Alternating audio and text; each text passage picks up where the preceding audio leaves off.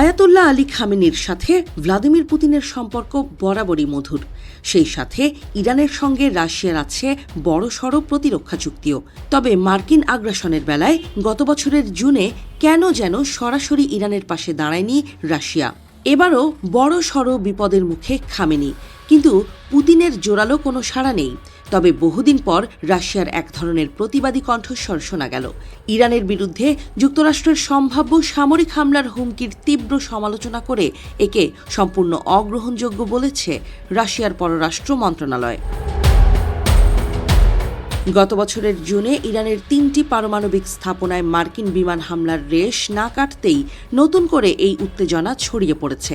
সম্প্রতি ইরানের অভ্যন্তরে চলমান সরকার বিরোধী বিক্ষোভকে কেন্দ্র করে ওয়াশিংটনের পক্ষ থেকে কঠোর অবস্থান নেওয়া হয়েছে।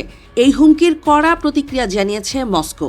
রুশ পররাষ্ট্র মন্ত্রণালয়ের মুখপাত্র মারিয়া জাখারোভা এক বিবৃতিতে সাফ জানিয়ে দিয়েছেন, ইরানের চলমান অস্থিরতাকে অজুহাত হিসেবে ব্যবহার করে দেশটিতে পুনরায় সামরিক হামলার কোনো সুযোগ নেই। তিনি সতর্ক করে বলেন, যুক্তরাষ্ট্র যদি আবারও শক্তি প্রয়োগের পথে হাঁটে তবে তার ফলাফল মধ্যপ্রাচ্য সহ পুরো বিশ্বের আন্তর্জাতিক নিরাপত্তার জন্য ভয়াবহ বিপর্যয় ডেকে আনবে। মার্কিন প্রেসিডেন্ট ডোনাল্ড ট্রাম্প ইরানের বাণিজ্যিক অংশীদারদের ওপর 25% পর্যন্ত শুল্ক আরোপের ঘোষণা দিয়েছেন। ট্রাম্পের এই পদক্ষেপকে সরাসরি ব্ল্যাকমেইল বা চাঁদাবাজির সাথে তুলনা করেছে ক্রেমলিন। মারিয়া জাখারোভা বলেন, ইরানের সাথে ব্যবসায়িক সম্পর্ক বজায় রাখা দেশগুলোর ওপর এমন অযৌক্তিক শুল্ক চাপিয়ে দেওয়ার চেষ্টা আন্তর্জাতিক বাণিজ্যের শিষ্টাচার বহির্ভূত এবং কোনোভাবেই গ্রহণযোগ্য নয়। রাশিয়ার মতে অর্থনৈতিক চাপের মাধ্যমে একটি স্বাধীন দেশের সার্বভৌমত্বের ওপর আঘাত করার এই প্রক্রিয়া বিশ্ব অর্থনীতিতেও নেতিবাচক প্রভাব ফেলবে।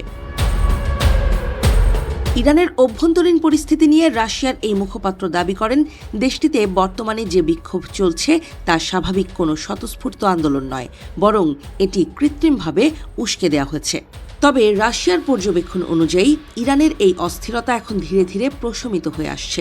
মস্কো আশা করছে খুব দ্রুতই ইরানের পরিস্থিতি স্থিতিশীল হবে এবং সাধারণ মানুষের জীবনযাত্রা স্বাভাবিক অবস্থায় ফিরে আসবে। রাশিয়ার এই অবস্থান মূলত ইরানের বর্তমান সরকারকে প্রকাশ্য সমর্থন দেওয়ার ইঙ্গিত হিসেবে দেখা হচ্ছে। অন্যদিকে আন্তর্জাতিক বিশ্লেষকরা মনে করছেন যে রাশিয়ার এই কড়া হুঁশিয়ারি মূলত ওয়াশিংটন ও মস্কোর মধ্যে বিদ্যমান স্নায়ুযুদ্ধের নতুন একটি পর্যায়। মধ্যপ্রাচ্যে রাশিয়ার ক্রমবর্ধমান প্রভাব এবং ইরানের সাথে তাদের কৌশলগত মিত্রতা এই উত্তেজনার প্রধান কারণ। গত বছর মার্কিন বিমান বাহিনী ইরানের যে 3টি পারমাণবিক স্থাপনায় হামলা চালিয়েছিল তারপর থেকেই দুই দেশের সম্পর্ক চরম অবনতির দিকে যায়।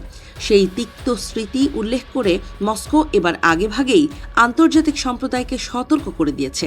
রাশিয়ার দাবি, যুক্তরাষ্ট্র যদি মধ্যপ্রাচ্যের দেশগুলোর অভ্যন্তরীণ বিষয়ে নাক গলানো বন্ধ না করে তবে এই অঞ্চলের সংঘাত নিয়ন্ত্রণের বাইরে চলে যেতে পারে।